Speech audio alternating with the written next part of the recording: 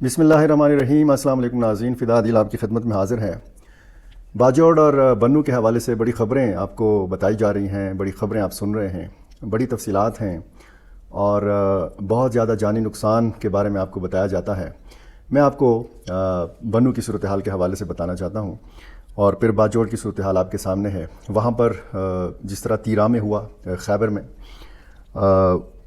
बाकायदा कुरान पाक हाथ में लेकर बाजोड़ के लोग भी निकले हैं और वो मिलिटेंट से, वहाँ पे जो मुख्तलिफ़ तंजीमों के लोग हैं, उनसे अमन की भीख मांगने पर मजबूर हैं। जब अमन पासून होता है, जब अमन मार्च होता है, लोग सड़कों पर निकलते हैं, तो उनका यही मुतालबा होता है कि उनको अमन दिया जाए। जानी नुकसान कितना हुआ है वो आपको पता है कि मुख्तलिफ़ ज़राए मुख्तलिफ़ आदाद शुमार के हवाले से बताते हैं। कुछ हफ़्ते, कुछ महीने पहले ये सिलसिला हमने देखा कि जब मिलिटेंट्स को मारा जाता था तो उनकी बाकायदा लाशें आवाम को दिखाई जाती थी, या तस्वीरों की शक्ल में। और फिर मुख्तलिफ़ इलाकों में, बन्नू में भी ऐसा हुआ कि जब ख़ुदकुश हमला आवर आए बन्नू कैंट के ऊपर, जिन्होंने हमला किया था और जिनको फिर मारा गया था, तो फिर वो लाशें बाकायदा आम शहरियों को दिखाई गई थीं। बन्नू में कहते हैं कि जी ऑपरेशन हुआ है और कुछ ज़रा ये कहते हैं कि जी 6 मिलिटेंट्स को मारा गया है, कुछ ज़रा ये कहते हैं कि 11 मिलिटेंट्स को मारा गया है। मेरी इतला ये है कि एक मिलिटेंट को भी नहीं मारा गया। बन्नू में जो ऑपरेशन हुआ या ऑपरेशन के नाम पर जो चीज़ हुई, वो अजीब व गरीब किस्म की एक सूरत हाल थी। मैं दो तरफ़ा जो इतलात हैं, जो मेरी मालूमात हैं, वो आपके सामने रखना चाहता हूँ। और मेरा थंबनेल आपने देखा, बम बारूद बन्नू और बाजोड़। बम धमाके जनूबी रीजन में, बाजोड़ में, मोमंद में, खैबर में, और एक ज़माना था कि जब पेशावर में बहुत ज़्यादा धमाके होते थे। बारूद से भरे हुए हैं ये इलाके, चाहे आप बंदोबस्ती अजला देखें, चाहे आप कबायली अजला देखें। और फिर यहाँ पे ज़ाहिर है कि मिलिट्री मुल्ला का किरदार है, कबायली जो अमायदीन हैं या जो मलक हैं उनका किरदार है, मिलिटेंट्स हैं, घर घर मातम है। मातम क्यों है? मातम इसलिए है कि एक तो लोगों का एतमाद जो है वो ख़ासा मुतासिर हुआ है। बीच में एक बहुत बड़ा गैप नज़र आता है, बहुत बड़ी खलीज नज़र आती है, फासले हैं। ये फासले मिटने का नाम नहीं ले रहे। जैसे जैसे वक्त गुज़रता है, जैसे जैसे वाक़यात सामने आते हैं, लोगों का एतमाद उसी रफ्तार से मुतासिर हो रहा है।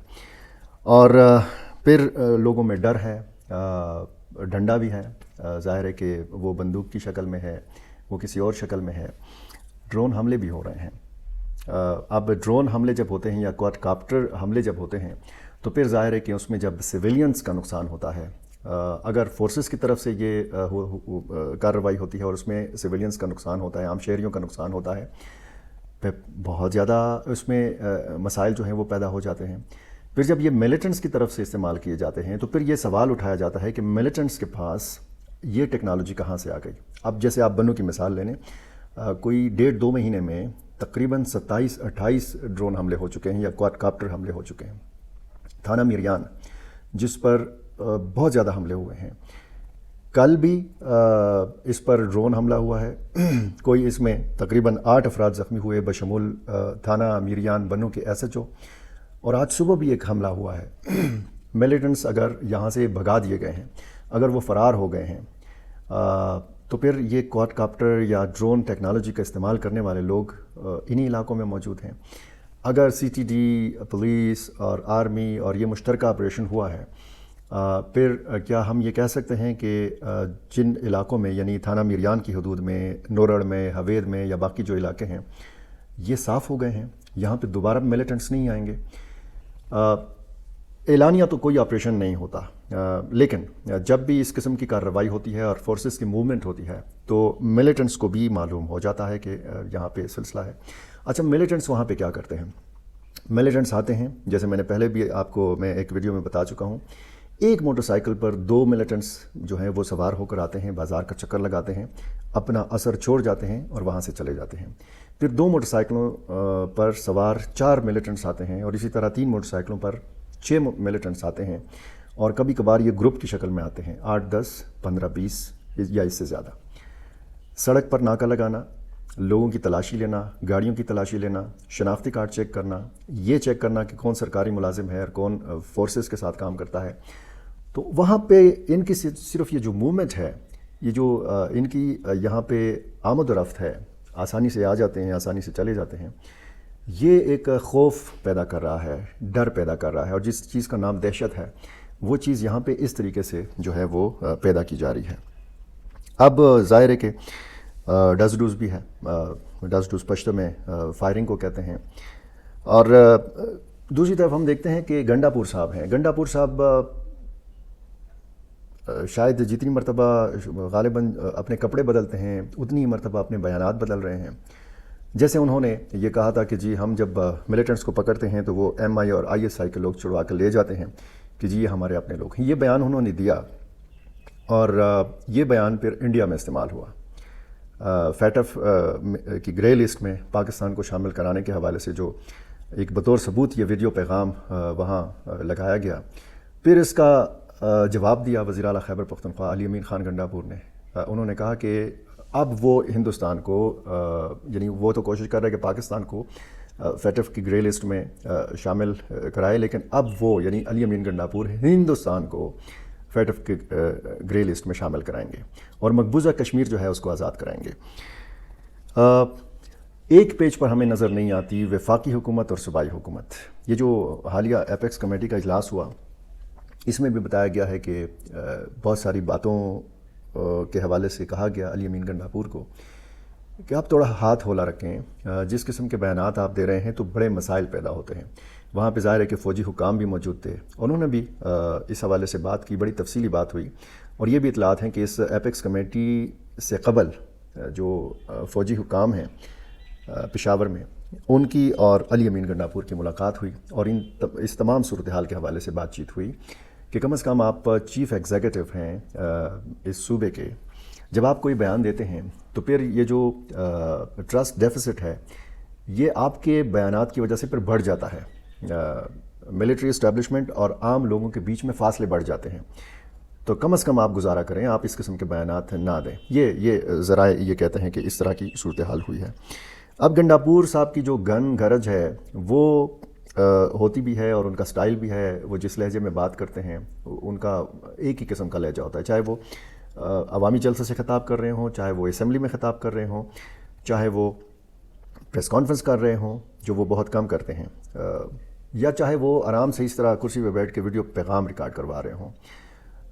لیکن ظاہر ہے کہ ان پر بہت بھاری ذمہ داریاں ہیں، انہوں نے اپنی حکومت کو بھی چلانا ہے، تحریک انصاف کا جو ایک کارکن کے جو جذبات ہیں ان کا خیال بھی رکھنا ہے، اور صورتحال جو ہے وہ ظاہر ہے کہ صوبے میں باجوڑ میں آپ دیکھیں، باجوڑ اور خیبر کے حوالے سے کہا جاتا ہے کہ یہاں پہ بہت زیادہ ٹھکانے ہیں، یہ ملیٹنٹس کے ٹھکانے خیبر اور باجوڑ میں جو ہیں، یہ جنوبی اضلاع ٹانک، لکی مروت، بنو اور ڈیر اسماعیل خان، وزیرستان جنوبی اور شمالی کے حوالے سے جب ہم بات کرتے ہیں تو ان علاقوں سے بھی زیادہ ملیٹنٹس کے ٹھکانے جو ہیں وہ خیبر اور باجوڑ میں ہیں۔ لوگ جو ہیں وہ گھبراہٹ کا شکار ہیں، خوف کا شکار ہیں، کیونکہ ان کا گھیراؤ کیا جا چکا ہے ہر طرف سے۔ ہم دیکھتے ہیں کہ خصوصاً جب ہم بنو کے حوالے سے بات کرتے ہیں، اچھا بنو میں ہوا یہ کہ یہ بھی بتایا گیا کہ جی کچھ ملیٹنٹس کے مکانات کو جو ہے وہ مسمار کیا گیا، کچھ کو زندہ گرفتار کیا گیا۔ آج کی خبر میرے پاس جو آئی ہے واٹس ایپ گروپوں میں، باجوڑ سمیت بنو میں ملیٹنٹس کے خلاف جاری آپریشن میں باجوڑ میں 23 جو ہے ملیٹنٹس مارے گئے، بنو میں 11 مارے گئے، اور کچھ کو زخمی حالت میں گرفتار کیا گیا، اور زیادہ تر کا تعلق جو ہے وہ بتایا گیا ہے کہ جی افغانستان سے ہے۔ یہ کئی روز سے یعنی 1-2 روز سے آپ یہ خبریں سن رہے ہیں۔ بنو کے حوالے سے جو بھی آپ کے پاس معلومات آ رہی ہیں، ان معلومات میں یا ان خبروں میں مبالغہ ہے۔ بنو میں ایک بھی ملیٹنٹ کو میری معلومات کے مطابق نہیں مارا گیا۔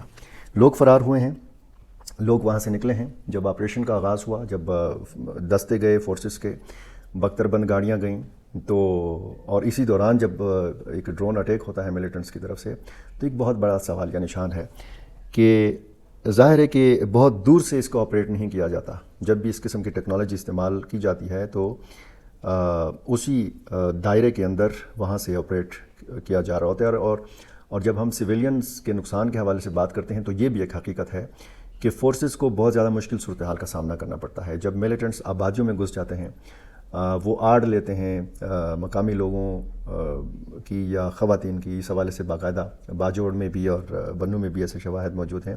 اور پھر جب یہ غوڑہ، بکاخیل اور اس قسم کے علاقے، بنو آپ کو پتہ ہونا چاہیے کہ جنوبی اضلاع میں واحد ایسا ضلع ہے کہ جس کی باؤنڈریز جو ہیں وہ جنوبی وزیرستان سے بھی لگتی ہیں اور شمالی وزیرستان کے ساتھ بھی لگتی ہیں، تو آپ اس شہر کی حساسیت کے حوالے سے اچھی طرح جان سکتے ہیں۔ بنو کا جو کینٹ ہے، یہاں سے جتنے بھی پہلے ماضی میں آپریشنز ہوئے یہاں سے کنٹرول ہوتے رہے، اسی وجہ سے حملے بھی بہت زیادہ ہوئے ہیں بنو کینٹ کے اوپر۔ تو صورتحال کے حوالے سے اگر آپ بات کریں اور تازہ ترین صورتحال کے حوالے سے آپ بات کریں تو یہ تمام فورسز کے دستے جو ہیں یہ واپس جا چکے ہیں۔ فی الحال علاقے میں آپ کہہ سکتے ہیں کہ خاموشی ہے، امن ہے اور عارضی امن ہے۔ یہ لوگ کہاں گئے ہیں، فرار ہو کے کس جانب گئے ہیں، یہ واپس آئیں گے یا واپس نہیں آئیں گے، یہ تو ظاہر ہے کہ آنے والے دنوں میں پتہ چلے گا۔ لیکن اتنا طے ہے کہ جو کاسمیٹک اقدامات کیے جاتے ہیں یا جو میڈیا کو بتانے کے لیے چیزیں کی جاتی ہیں ان میں اور حقیقت میں بہت زیادہ فرق ہوتا ہے۔ آپ نے بہت ساری خبریں اس حوالے سے، بہت سارے ولاگس آپ نے دیکھے ہوں گے، سنے ہوں گے، لیکن میں جو آپ کو بتا رہا ہوں اس پر آپ یقین کریں یا نہ کریں، یہ آپ کی مرضی ہے۔ حقیقت کو چھپانا نہیں چاہیے، سچ کو چھپانا نہیں چاہیے اور مبالغہ آرائی سے کام نہیں لینا چاہیے۔ اسی قسم کا مبالغہ جو ہوتا ہے اور نمبر بنانے کے لیے ہم بہت دعوے کرتے ہیں اور میڈیا میں بہت ساری چیزیں آتی ہیں، پھر مقامی جو لوگ ہیں جو گراؤنڈ پر موجود ہیں وہ جب یہ چیزیں دیکھتے ہیں اور سنتے ہیں اور پڑھتے ہیں تو پھر ان کو تو معلوم ہے کہ صورتحال کیا ہے۔ تو دعا کی جا سکتی ہے کہ صورتحال کنٹرول میں آئے، حالات جو ہیں وہ ٹھیک ہوں، عوام بھی اٹھے ہیں، عوام بھی باقاعدہ امن کی بھیک مانگ رہے ہیں۔ تیرا میں جس طریقے سے ہوا، باجوڑ میں جس طریقے سے ہوا، قرآن پاک ہاتھ میں لے کر ان لوگوں کے پاس جا رہے ہیں کہ جن کی وجہ سے یہ تاثر ہے اور جن کی وجہ سے بلکہ حقیقت بھی ہے کہ یہ ساری صورتحال جو ہے یہ غیر یقینی کی ایک کیفیت ہے۔ صورتحال کافی خراب ہے اور پورے ملک میں ہم نے دیکھا کہ باجوڑ اور بنو کے حوالے سے کافی سنسنی پھیلائی گئی، کافی ایسی خبریں دی گئیں کہ جن سے لگتا تھا کہ شاید اب یہ فیصلہ کن لڑائی ہے، فیصلہ کن جنگ ہے، فیصلہ کن آپریشن ہے۔ مسلسل کارروائی جو ہے، لوگ بھی چاہتے ہیں کہ ٹارگیٹڈ ایک کارروائی ہو، لوگ یہ چاہتے ہیں کہ سویلینز کا نقصان نہ ہو۔ میلیٹنٹس بھی ظاہر ہے کہ جب آتے ہیں تو وہ اپنا دہشت پھیلانے کے لیے وہاں پہ اپنی کارروائی کرتے ہیں، لیکن دوسری طرف جب یہ صورتحال ہم دیکھتے ہیں اور پھر اس کا نتیجہ ہم اخذ کرتے ہیں کہ جی ملا کیا حاصل کیا گیا اس ساری پریکٹس سے، اور پھر جب ہم صفر نتیجہ دیکھتے ہیں تو پھر افسوس بھی ہوتا ہے اور صورتحال کو جس سنجیدگی سے ہاتھ میں لینے کی ضرورت ہے وہ سنجیدگی پھر نظر نہیں آتی۔ ہاں، جب اس قسم کے مناظر نظر آتے ہیں کہ باقاعدہ فورسز کی گاڑیاں کھڑی ہیں، پولیس کی گاڑیاں کھڑی ہیں، پولیس اہلکار الرٹ کھڑے ہیں سڑک کے اوپر، ان سڑکوں کے اوپر جہاں پہ ملیٹنٹس کبھی ناکہ لگاتے تھے، ان بازاروں میں کہ جہاں پہ کبھی یہ پھرتے تھے، گشت کرتے تھے، تو تھوڑا بہت معلوم ہوتا ہے کہ ریاست کی رٹ جو ہے یہ قائم ہے۔ ریاست کی رٹ کو چیلنج اس صورت میں کیا جاتا ہے جب یہ ساری فورسز جو ہیں یہ واپس آتی ہیں، ملیٹنٹس دوبارہ سے واپس آئیں گے، موٹر سائیکلوں پہ پھریں گے، گروپس کی شکل میں آئیں گے اور پھر ریاستی رٹ جو ہے یہ کمپرومائز ہوتی ہے۔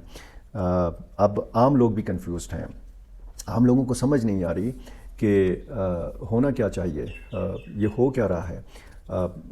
امن اگر وہ مانگتے ہیں تو کس صورت میں امن آئے؟ بات چیت کے ذریعے یہ مسئلہ حل ہو یا پھر آپریشن کے ذریعے حل ہو، لیکن اس قسم کا آپریشن یا پھر فیصلہ کن آپریشن، بڑا آپریشن یا پھر چھوٹی موٹی کارروائی۔